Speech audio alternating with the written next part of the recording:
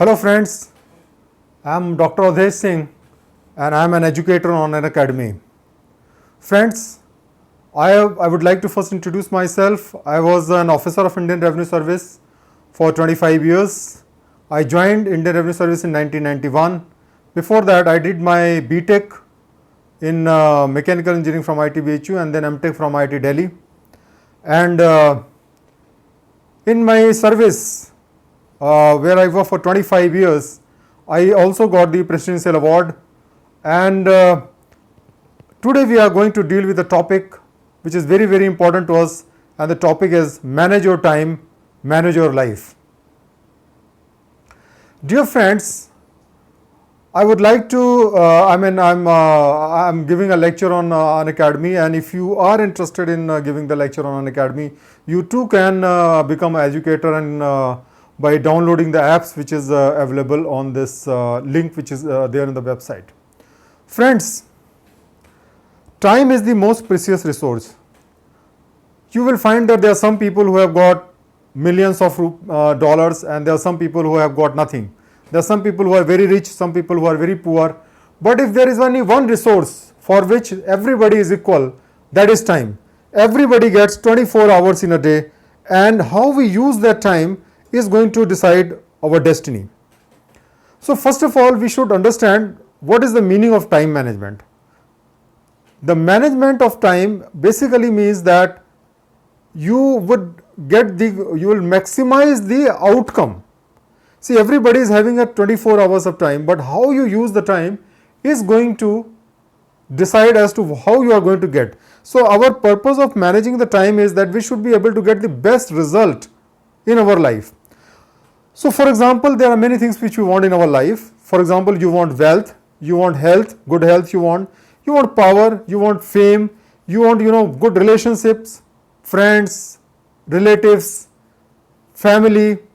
Then you also want a good reputation, that people should respect you. Now all these things you want in your life, but at one point of time maybe something is your priority. The different time of time you will have different priorities.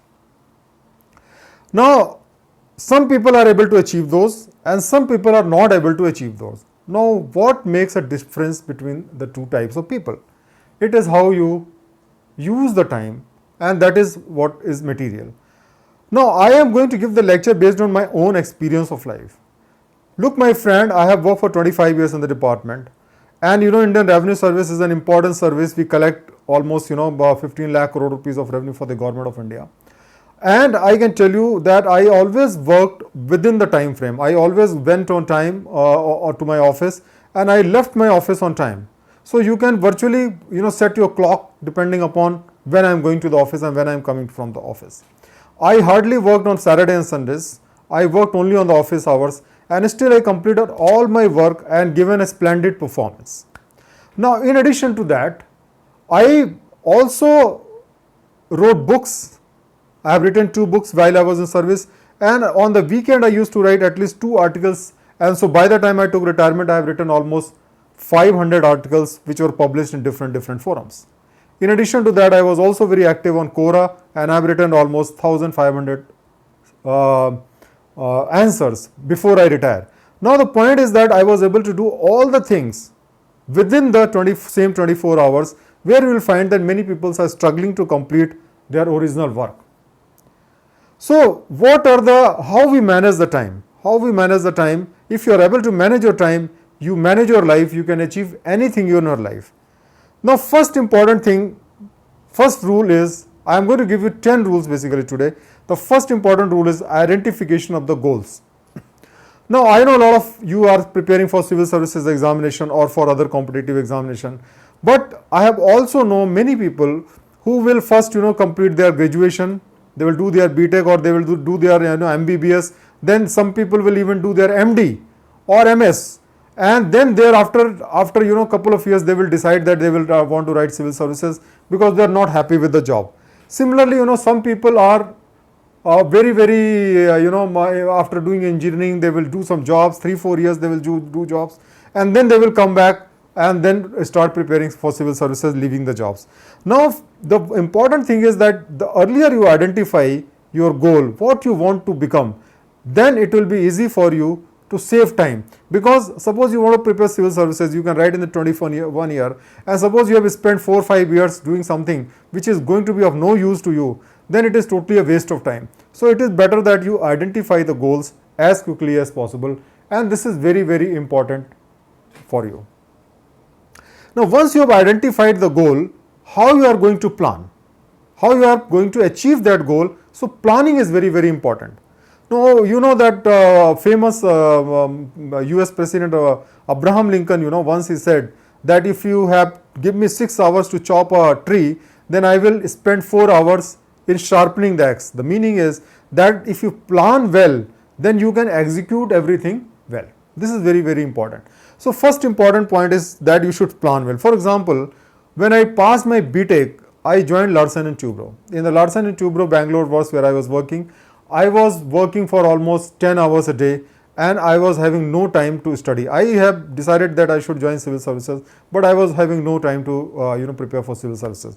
Then I decided that I will go and join MTech in IIT Delhi, and in the MTech you will be attending roughly 4 hours a day of classes every day for 5 days in a week. So every single day you can manage at least 3-4 hours, at least 7-8 hours for study.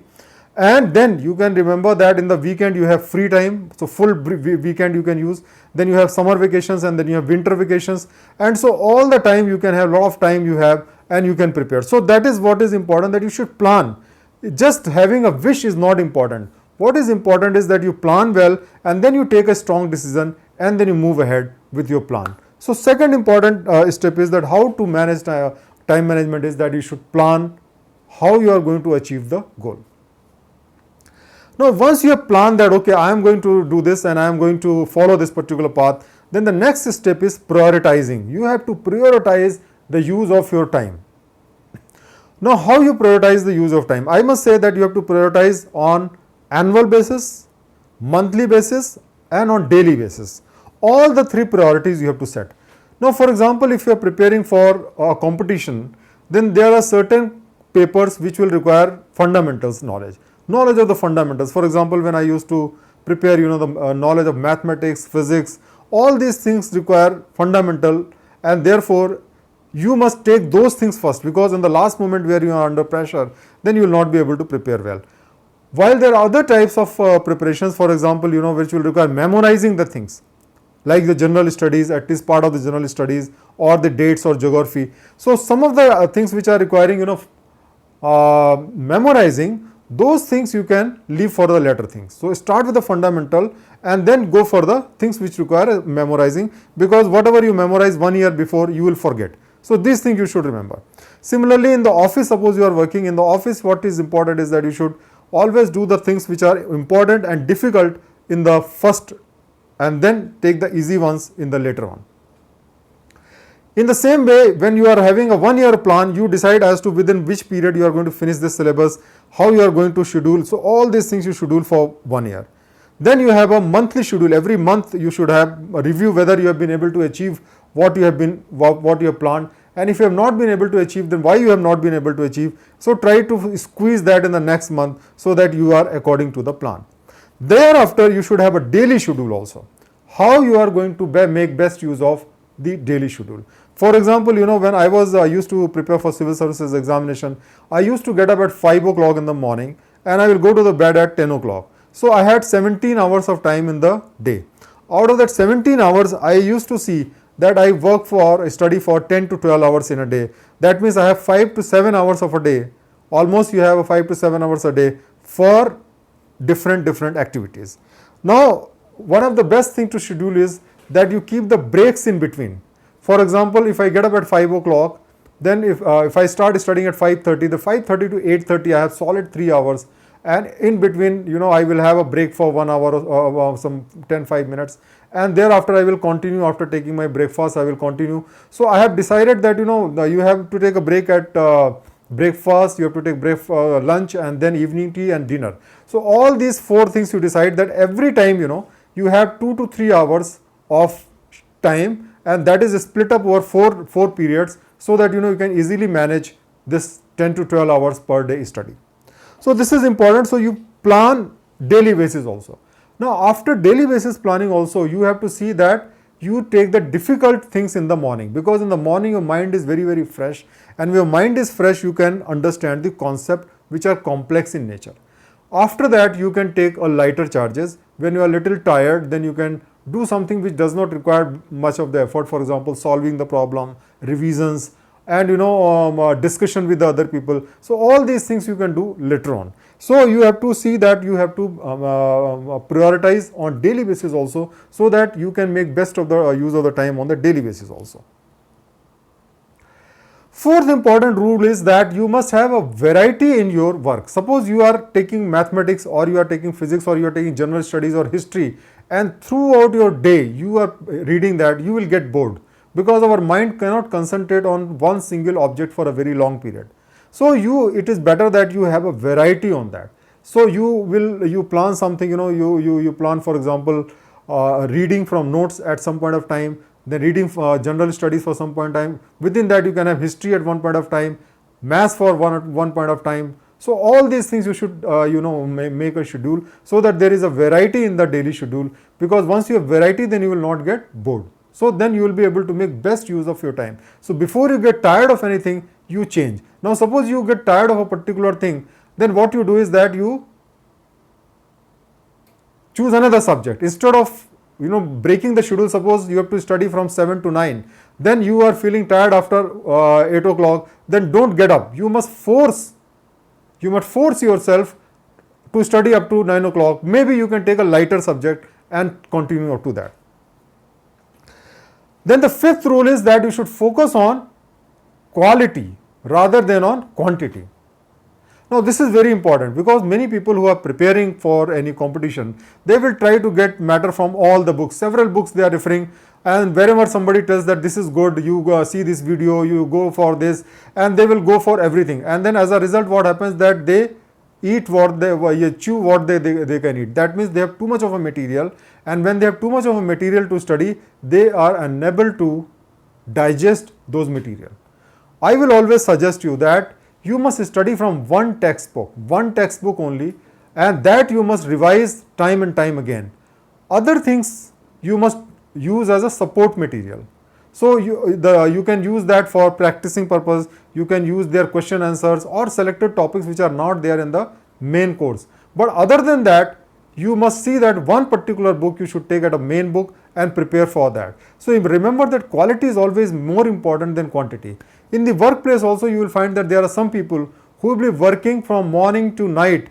I mean, they will go in the morning early hour 9 o'clock and working in up to 9 o'clock, and they are still not able to finish the work. They will be coming on Saturday and Sundays also, because these are the people who believe that the more is better. More quantity means better quality. This is not true. You must have a quality time rather than having a quantity.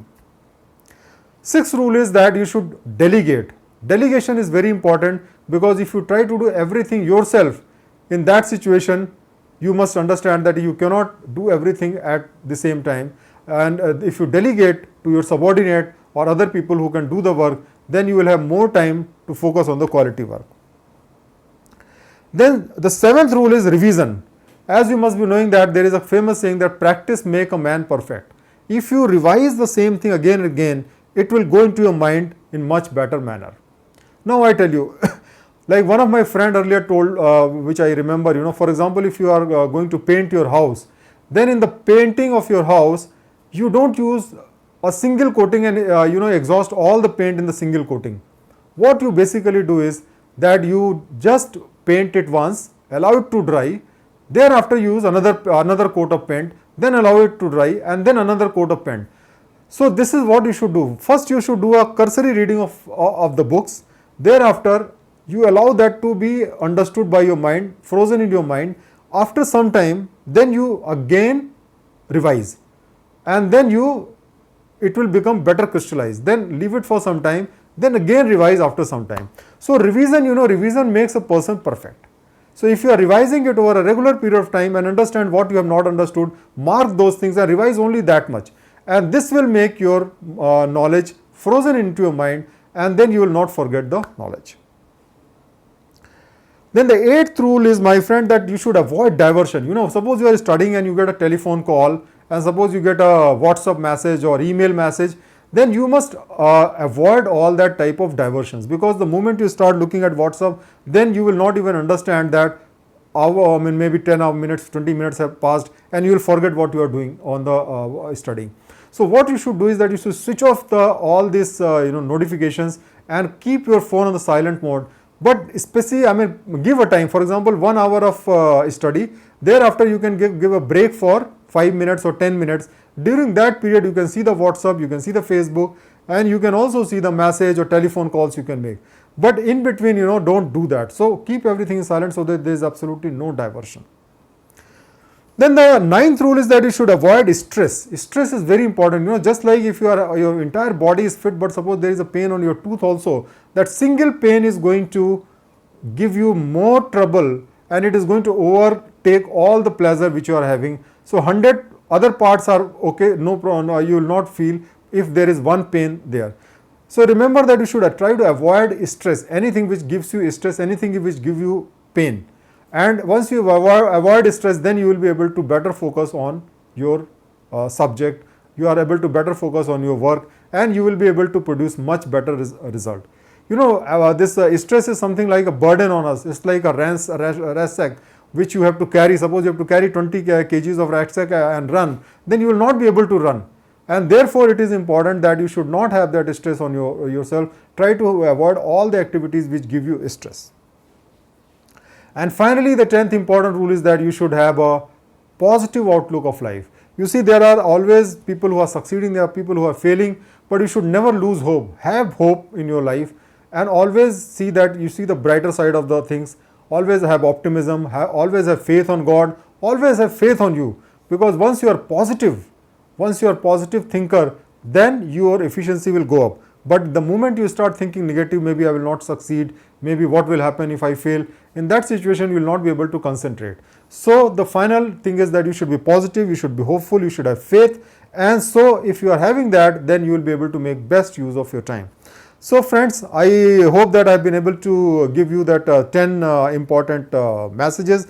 That is, the first is identification of goal, planning, prioritizing, then have variety at work, then quality over quantity, delegation, revision and feedback, avoid depression, diversion, then avoid stress, and be positive. So if you are following all these 10 principles in your life, then you can manage your time well, and within the same time you will be able to perform much better and achieve much better in your life.